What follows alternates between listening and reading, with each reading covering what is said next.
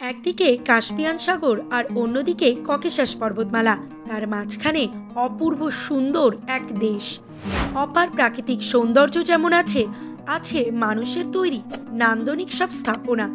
ইতিহাস ঐতিহ্যেও অত্যন্ত সমৃদ্ধ এই দেশ। পর্যটক আকর্ষণের অনেক উপাদানে ভরপুর দেশটির নাম আজারবাইজান। আজারবাইজানকে আগুনের ভূমি নামেও ডাকা হয়। নলেজ বেকারের আজকের পর্বে থাকছে দক্ষিণ ককেশাস অঞ্চলে পূর্ব ইউরোপের সাথে পশ্চিম এশিয়ার সংযোগস্থলে অবস্থিত দেশটি সম্পর্কে বিস্তারিত তথ্য। তবে বন্ধুরা, ভিডিওটি শুরু করার আগে বলবো, আপনারা যদি নলেজ বেকারের নতুন দর্শক হয়ে থাকেন তাহলে অবশ্যই চ্যানেলটিকে সাবস্ক্রাইব করে পাশের বেল আইকনটিতে প্রেস করে দেবেন।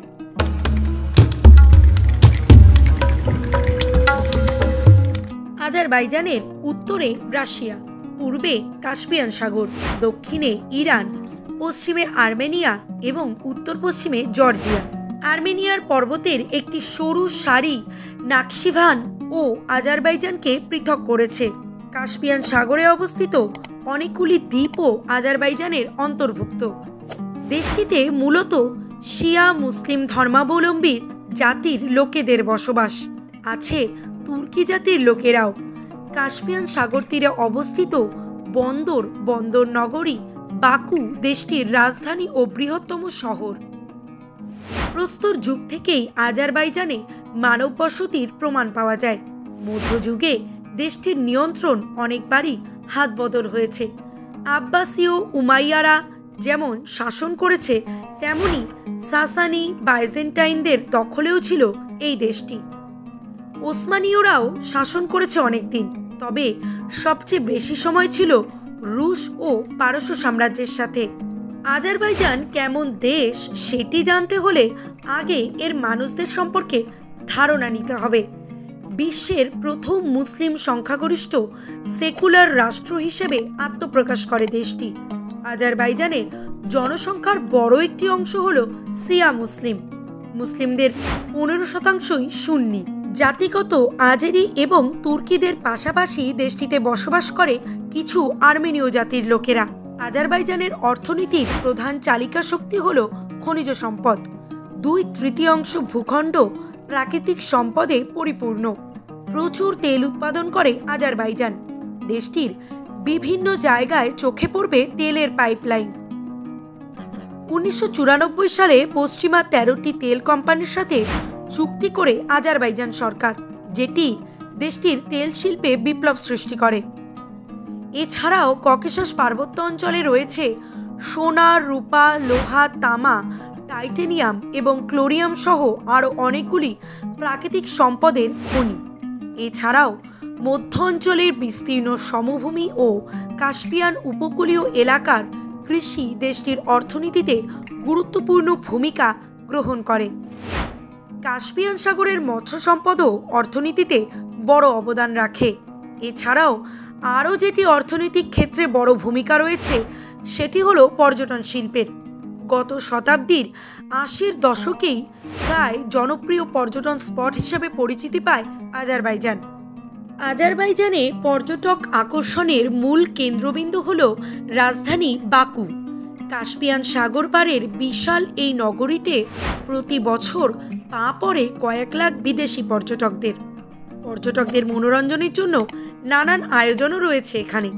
কাস্পিয়ান সাগরের তীর ঘেঁষে চমৎকার সড়ক ও পার্ক এই দেশটিতে বেড়াতে আসা পর্যটকদের কাছে সেরা আকর্ষণ।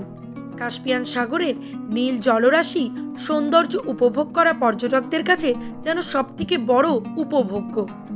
সাগর পাড়ে রেস্টুরেন্ট সহ রয়েছে বিনোদনের নানান আয়োজন। তবে এখানকার পর্যটকদের কাছে আরও একটি আকর্ষণীয় স্থান হল বাকুর ওল্ড সিটি। প্রাচীন বাকুর অনেক নিদর্শন রয়েছে এখানে। আছে দারুণ কারুকার্যময় বিভিন্ন স্থাপনা। ধারণা করা হয় এই জায়গাটির খ্রিস্টীয় 7ম শতকে নির্মিত। তবে সব ঐতিহ্যের পাশাপাশি বাকু নগরীতে গেলে আপনার অবশ্যই চোখে পড়বে অত্যাধুনিক নির্মাণ শৈলী, যেগুলোতে আছে সোভিয়েত স্থাপত্যশৈলীর ছাপ। ফ্লেম টাওয়ার দেখার লোভ তো আপনি সামলাতেই পারবেন না। আগুনের দেশ হিসেবে পরিচিত যে আজারবাইজান, সেটির কথা স্মরণ করিয়ে দিতেই 3টি অগ্নিশিখার মতো করে তৈরি করা হয়েছে এখানে 3টি টপ টাওয়ার। এর মধ্যে সর্বোচ্চ টাওয়ারটি 597 ফুট উঁচু। রাতের বাকুকে যেন আরও আকর্ষণীয় করে তোলে এই টাওয়ারগুলি। রাত বাড়ার সাথে সাথে upland park, downtown, fountain square কিংবা নিজামি স্ট্রিট যেন নতুন করে সেজে ওঠে। কার্পেট মিউজিয়াম, মিনি ভেনিস কিংবা মধ্যযুগের কবি নিজামি গজনভির স্মৃতিস্তম্ভ দেখার লোভও আপনি সামলাতে পারবেন না।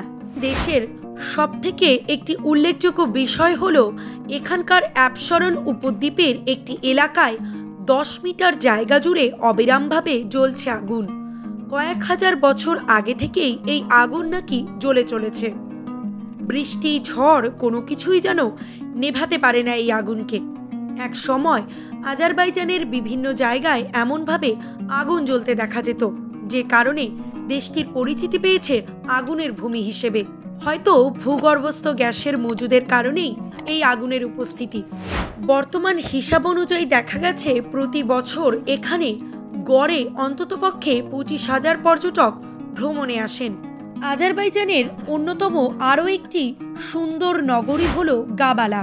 পাহাড়, ঝর্ণা আর সবুজে ঘেরা এই অঞ্চলটি যেন প্রকৃতি তার নিজের হাতে সাজিয়েছে। গাবালার এই অঞ্চলে শীতের তাপমাত্রা থাকে প্রায় 3 থেকে 4 ডিগ্রিতে। অ্যাডভেঞ্চার প্রেমী মানুষদের কাছে তো অবশ্যই জায়গাটা খুবই জনপ্রিয়। গাবালায় প্রাচীন মুসলিম ঐতিহ্যের নিদর্শন হিসেবে রয়েছে কিছু মসজিদ। বনাঞ্চলের সৌন্দর্য দেখতে হলে যেতে পারেন গয়গল ন্যাশনাল পার্ক। তবে বন্ধুরা, অবশেষে একটা কথাই বলবো, আজারবাইজান ঘুরতে গেলে অবশ্যই হাতে কিন্তু একটু সময় নিয়ে যেতে চেষ্টা করবেন, কারণ এই দেশটিতে দেখার মতন অনেক কিছুই আছে। প্রাকৃতিক সৌন্দর্য, ঐতিহাসিক স্থাপনা আর আধুনিক বিনোদনের এমন অপূর্ব সমন্বয় বিশ্বের খুব কম দেশেই রয়েছে। আজকের ভিডিওটি এই পর্যন্ত। ভিডিওটি ভালো লাগলে অবশ্যই লাইক, শেয়ার এবং কমেন্ট করতে ভুলবেন না। আবারও বলবো, চ্যানেলে নতুন দর্শক হয়ে থাকলে অবশ্যই চ্যানেলটিকে সাবস্ক্রাইব করে পাশের বেল বাটনটিতে প্রেস করে দেবেন। দেখা হচ্ছে আবার পরবর্তী ভিডিওতে।